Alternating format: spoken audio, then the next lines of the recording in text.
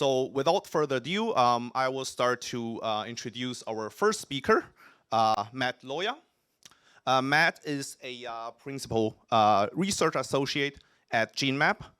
Matt has over 10 years of research experience in translational research. He holds Bachelor of Science in Biology from John Carroll University and a Master of Business and Science from Rutgers University. After his study, he began his career in the Cleveland Clinic, where then he moved to BMS for several years before joining Genmab in 2021, where he's focusing on clinical genomics. So Matt has been instrumental in a collaboration with us where we have implemented the work on proteomics on single slide FFPE slides. So I will hand over to Matt now. Thanks again, and Matt, the stage is yours.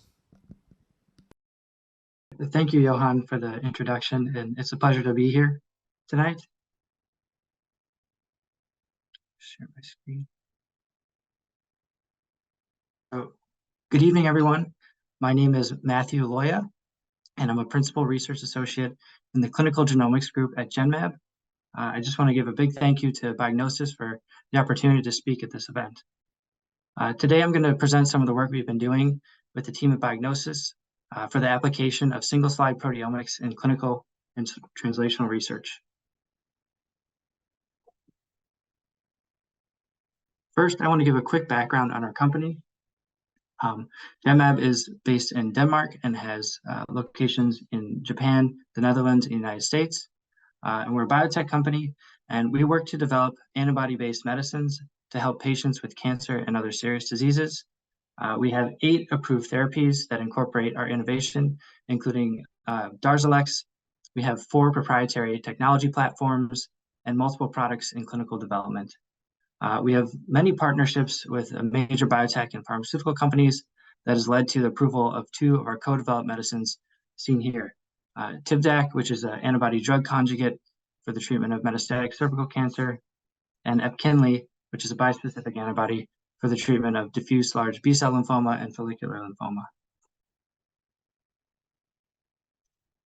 These are our 4 technology platforms that are designed to enhance the capabilities and effector functions of antibody therapeutics.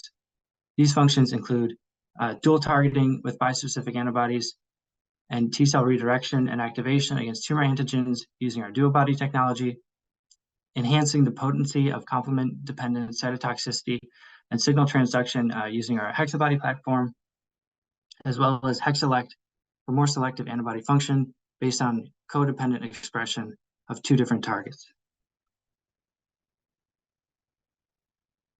So I work in clinical genomics. Why proteomics? Historically, it has been very difficult to reliably obtain deep proteome coverage. And this is why other methods such as transcriptomics have gained a lot of popularity. But the technology for proteomics has vastly improved in recent years, thanks to advancements such as data-independent analysis that has increased reproducibility without the loss of sensitivity. And Biognosys is hyper-reaction monitoring, or HRM. This technology allows for much deeper, more complete, unbiased, label-free protein quantification compared to the traditional methods. And also, after seeing the positive results from our former colleague, Helen, she had generated some data with Biognosys in various in vitro cell systems. We wanted to test to see how well this technology works on FFPE samples. So going into these studies, the overall goal was to evaluate how feasible is it to use this technology on clinical trial FFPE samples and its ability to supplement IHC. We have many IHC panels, but the potential to evaluate proteins at a very high plex without the need for commercially available IHC antibodies is a very attractive option for translational and especially discovery purposes. Also, we're fairly limited on the number of slides we can allocate to different technologies. So seeing if this could work on a single slide was of great interest to us. And we had 2 areas of focus. First, from the technical side, we wanted to see what kind of coverage do we get from a single slide in terms of how many detected proteins. We wanted to know where in the case where you don't have unstained slides, maybe they're not available, they've been used up, can H&E stained slides yield informative data, protein data using this method? And then we were especially curious to see if acid decalcified bone marrow samples, which do not work for RNA profiling, might be better suited for proteomics. In terms of biological and translational questions, the big one always is, what data is unique to protein compared to what we're able to detect at the RNA level? Are there instances where we don't see a target by RNA profiling, but we can see it by protein? And then another key area for us was, is the platform sensitive enough to find low expressed immuno-oncology markers? And can we perform cell type deconvolution to look at the estimated abundance of various populations of interest in the tumor microenvironment? We're fortunate to have the ability to use PCR to amplify the signal in RNA profiling technologies, but there's no amplification using these mass spec methods. So we're very interested in sensitivity. And finally, we wanted to see if we could recapitulate the results for established disease subtyping methods, such as cell of origin, which is a common prognostic marker used in DLBCL. So just taking a look at our sample overview, for this study, we ran 60 samples.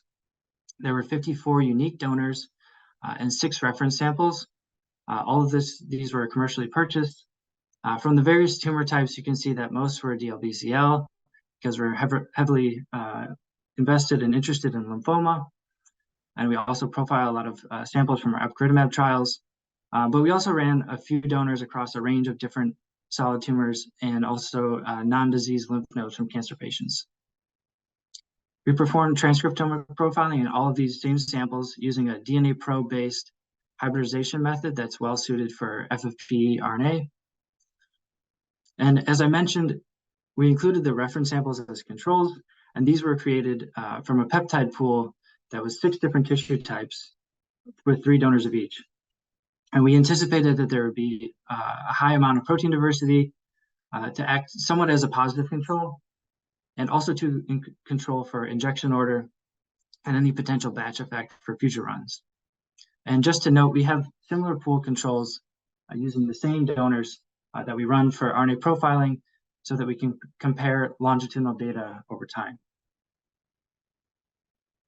And then just to move into the first part, looking at the technology. As we do for transcriptomics, one of the first ways we look at the data is by using a t-SNE plot and t-SNE reduction method. It takes very complex data and condenses it into 2 or 3 dimensions. And this allows us to find major differences in expression by looking at the most variable data, which in this case is the top 75% of most variable proteins in this data set. And so in this plot, each dot represents one sample, and the closer they are, the more similar they are. And you can see these are colored by organ source. So you can see that there's a clear separation between heme and solid. And then there's a distinct cluster of the CLL samples, the bone marrow biopsies over here on the left-hand side.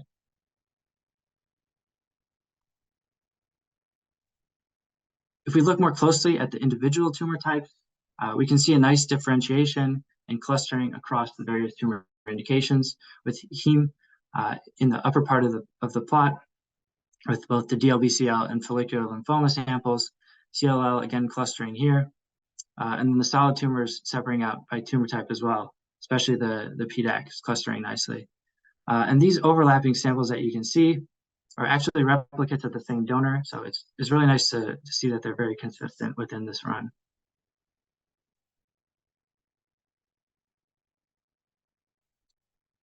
If we dive into the number of proteins detected, there were more than proteins observed overall. If we look at complete cases, which is where proteins were detected in all 60 samples, there were about 5,700 proteins. And if you take a look at over in this heat map here, that's kind of represented by this large yellow area that's showing you that all the proteins across these different samples have been detected.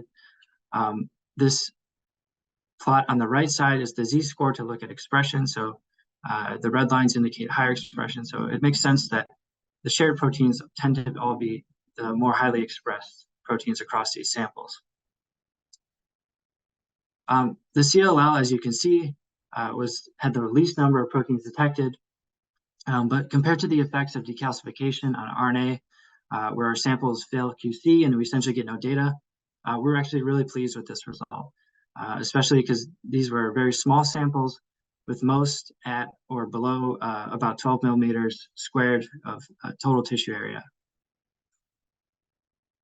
Looking at only the lymphomas and the normal lymph nodes, there were just under 7,000 proteins with a similar amount seen in solid tumor.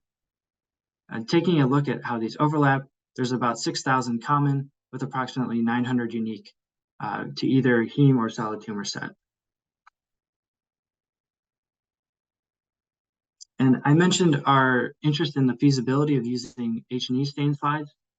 So in the case where all the unstained slides are being used for other technologies, or perhaps if the FFPE block has been exhausted, we ask the question, can we generate proteomics data that is comparable to an unstained slide? And the answer is yes. The N is low, but there is a strong correlation across the tumor types between H&E stain and unstained within the same patient, shown here. The row below is just to show the normal expected biological variation between patients of the same tumor type. And then down here is looking across tumor types. Further highlighting the intra-run reproducibility is the reference pool that had a correlation of 0.99 R squared across the 6 replicates that were run. Moving to the biological and translational data, a key question that we had was related to Genmab's interest in DLBCL. We wanted to see, how well can this technology replicate results from established methods for cell of origin typing? And just a little bit of background on this, cell of origin is a prognostic marker that's routinely tested for in DLBCL patients.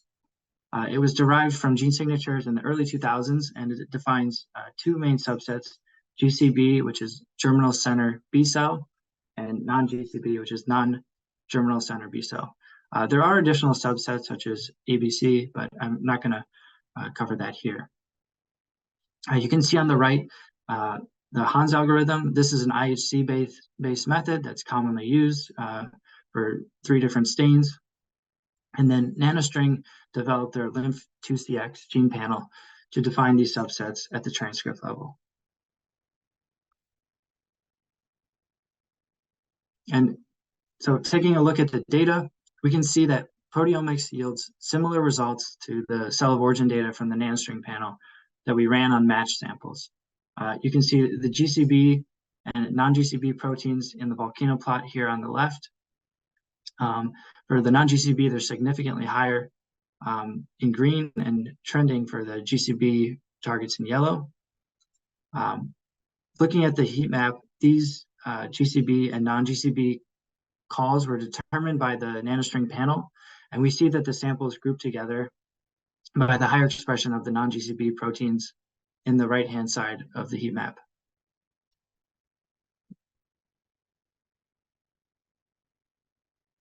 So we know there are limitations to every technology. There are limitations to RNA data, as is the case of the ability to accurately quantify secreted proteins, enzymes, and cleavage events. So to determine what information we see from proteomics that we may not detect in RNA, we looked at the complement pathway, which is a family of proteins produced and secreted mainly by the liver that functions as part of the body's immune system. And this is of interest to us because our hexabody molecules rely on the presence of these proteins for their mechanism of action. So we compared RNA and protein on matched samples to see if all components, complement components, are present in the tumor microenvironment, and wanted to assess if there are any differences between these different readouts. And looking at one example of just a few of these proteins, we can see that in the case of C1qa and C3, they're both detected by RNA and protein methods. And that's indicated by the x-axis here is the RNA expression value, represented in log 2 counts per million, and the protein value represented in log 10 normalized protein values. And you can see that there's a fairly good correlation between protein and the RNA. But in the case of C9, which is part of the membrane attack complex, which ultimately leads to pore formation and cell lysis and tumor cell kill, it's only detected by protein, except for this one sample here, detected by RNA. And we saw similar data for C7 and C8, but that data is not shown here.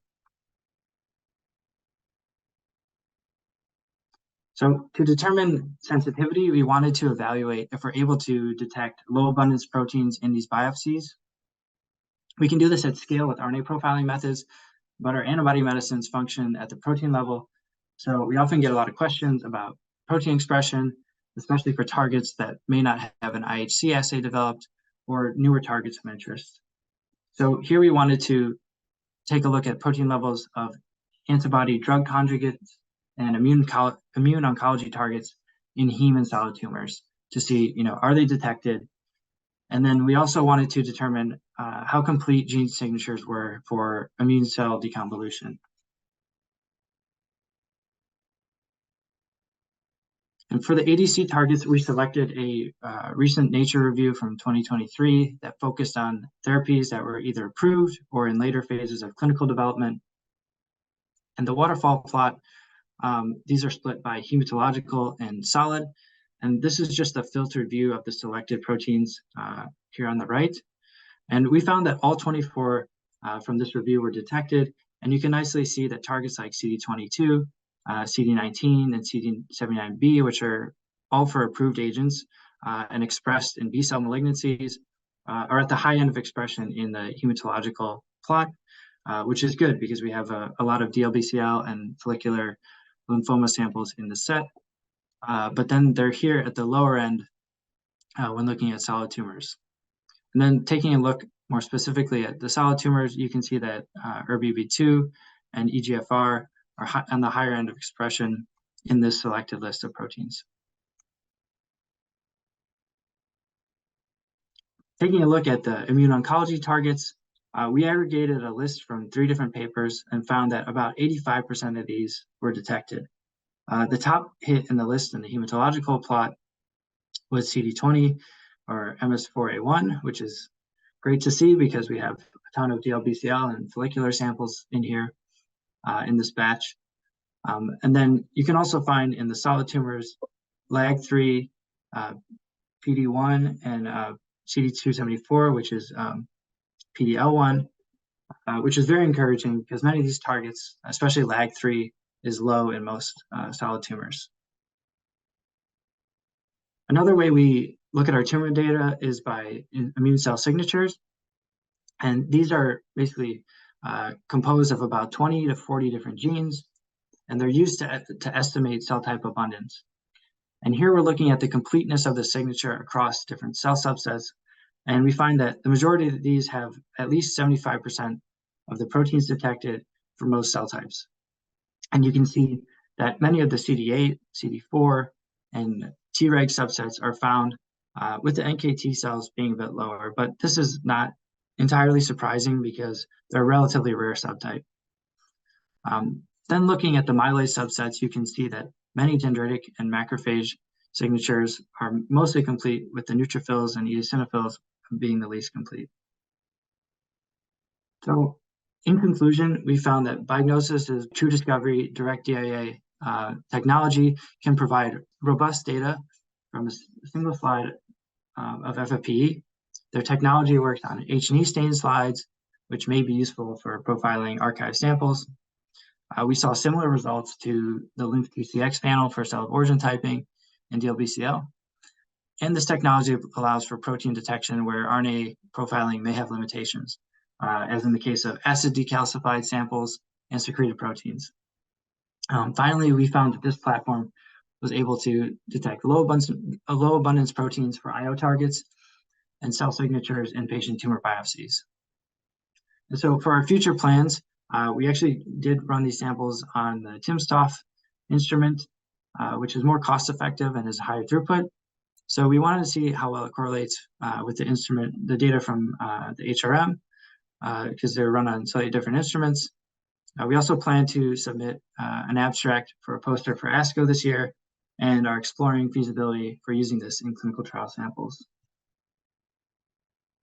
And finally, I want to thank everyone involved, in particular Omar, my manager, for his mentorship, all the data analysis that he did, and for all of his help formatting the slides. Tina for her analysis on the RNA and protein data, as well as for all of her help formatting this presentation.